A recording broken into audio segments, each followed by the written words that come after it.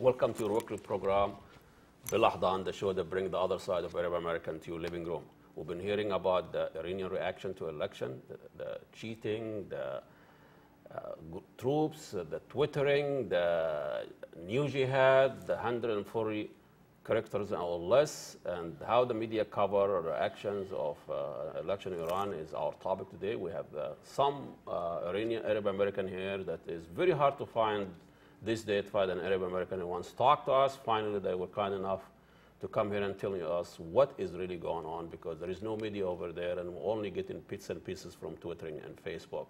So we have Shahidi. He is very active in social activities with refugee committees and all other sort of things. And we have also Maryam Yousefzadeh. She is also here, Iranian Americans, and lives. She's involved in other activity beside activism. So welcome to BelAhdan, Maryam, and it's very nice of you to come here. And I be honest with you, I've been following the news, I've been twittering with everybody, and I have a twittering name is called Tweet Jihad, and launching jihad in 140 years or less, 140 letters or less. But the news from Iran is very mixed, and it's presented, the people calling for democracy and good and evil kind of conflict. Sometimes presented poor and rich. Sometimes presented rural against versus the cities, and the reformists against the fundamentalists or the hardliners. And as an Iranian American, you probably have contact with the family over there. How do you see it?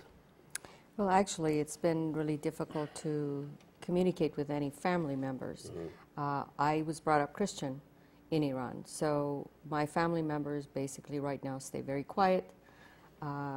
It's not very safe for them, so they just follow the rules and they don't say anything.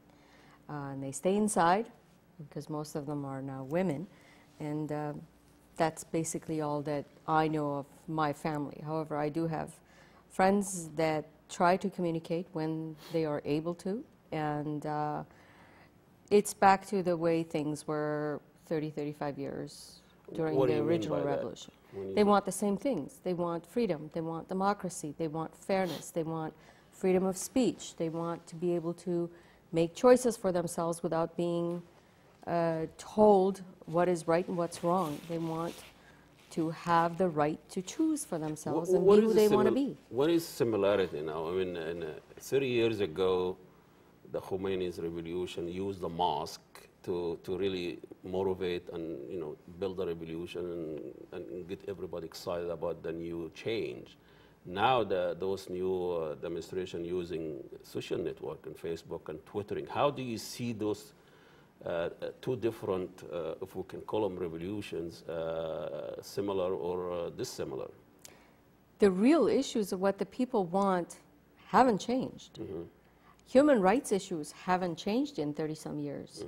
Mm-hmm. The need to have freedom and have democracy hasn't changed. They still don't have it. Mm-hmm. So it has nothing to do with religion. It has nothing to do with the mosques. It has nothing to do with anything other than the fact that there was a promise made, and the promise has been a failure, and the people are, again, unhappy and are saying no. So where were all those people all these years, in 30 years? They tolerated. Iranians have a lot of patience.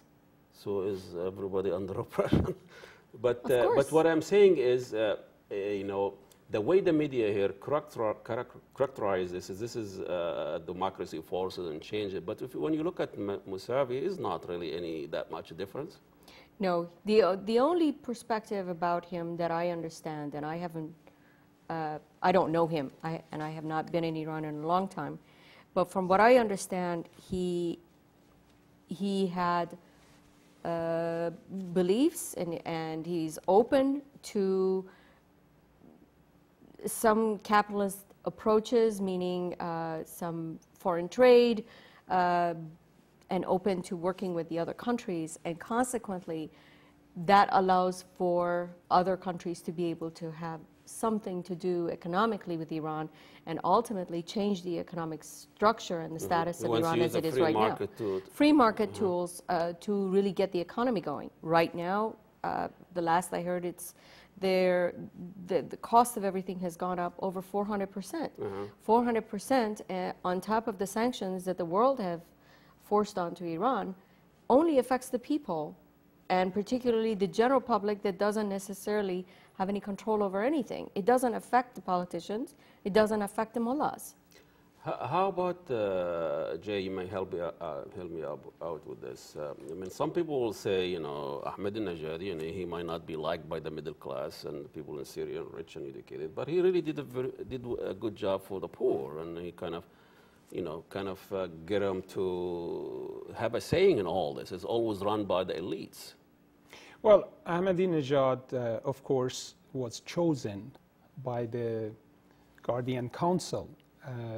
And but he was the choices were limited, but he was a populist. He was mayor of Tehran.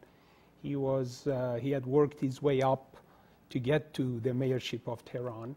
And then he became popular. So among the candidates who ran 4 years ago, he was favored by people. And I don't believe that most of the Ayatollahs at that time thought that he was going to win.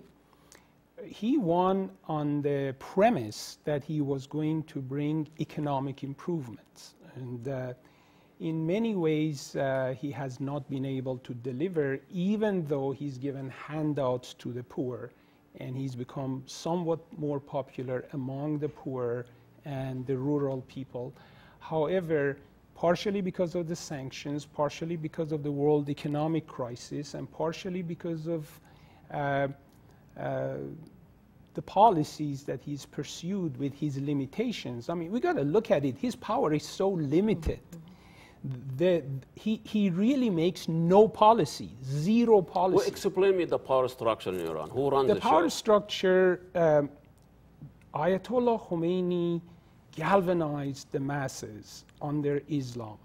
There were other forces which helped to bring about the Iranian revolutions. It was the students, the women, the oil workers, the intellectuals, the left, the right, the communists, the capitalists. There were many groups who combined their forces to bring about the revolution in Iran in 1979.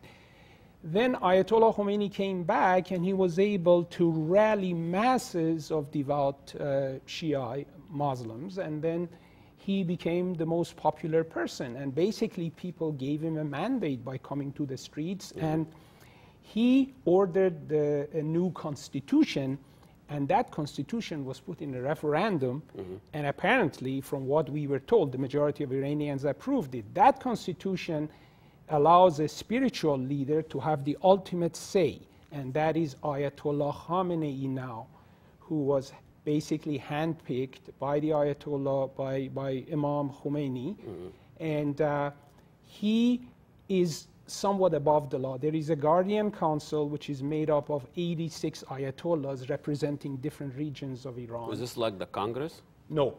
The parliament. There is a parliament with elected representatives. That's a Congress.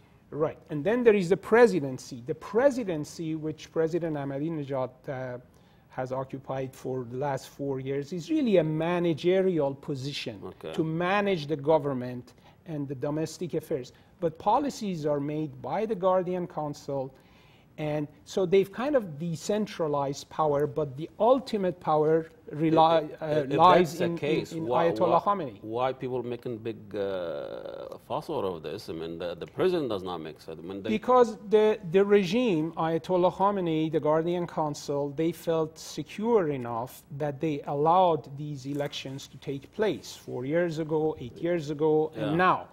And I believe that they were somewhat surprised that Mousavi, even though Mousavi was approved by them, he was the first prime minister of the regime. But of course, people change over the years. Now Mousavi is like a liberal, according to their calculations.